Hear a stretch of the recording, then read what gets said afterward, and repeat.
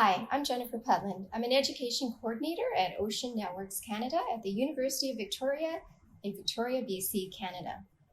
Before I begin, I would like to acknowledge with respect that the university stands on the traditional territory of the Lekwungen people. This is land that the Esquimalt, the Songhees, and the Masonic peoples continue to have historical relationships to this day. So today I'm actually at Ocean Networks Canada and I'm in the kitchen here. And the reason I'm here is because I want to show you some activities that you can do at home to help you better understand some of the ways in which the ocean is impacted by carbon dioxide and warming. So I encourage you to do these activities.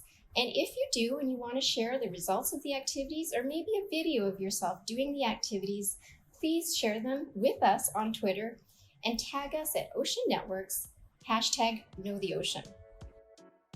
It may not seem obvious, but most marine organisms must have oxygen acquired directly from seawater to survive.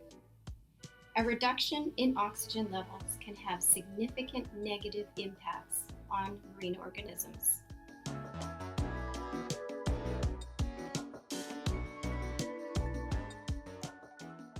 Okay, so in this particular activity, you're going to be looking at the impact of temperature on gas solubility.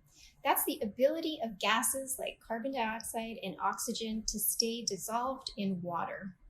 So before you begin, you may wish to formulate your own hypothesis as to how temperature is going to impact gas solubility.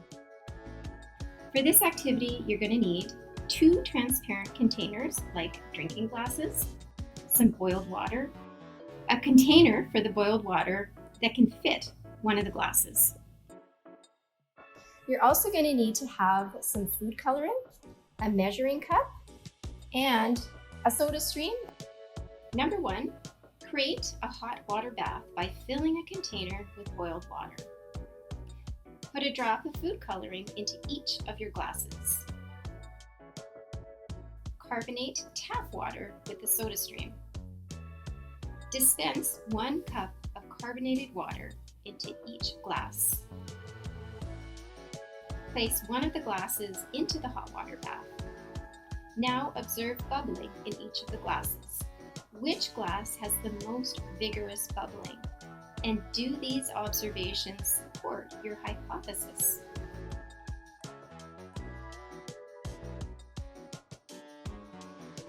If you wish to share your activity results with us, please do this on Twitter and tag us at Ocean Networks #KnowTheOcean. Now, before we move on to the next activity, be sure to clean up your equipment and answer any teacher questions. See you at the next activity.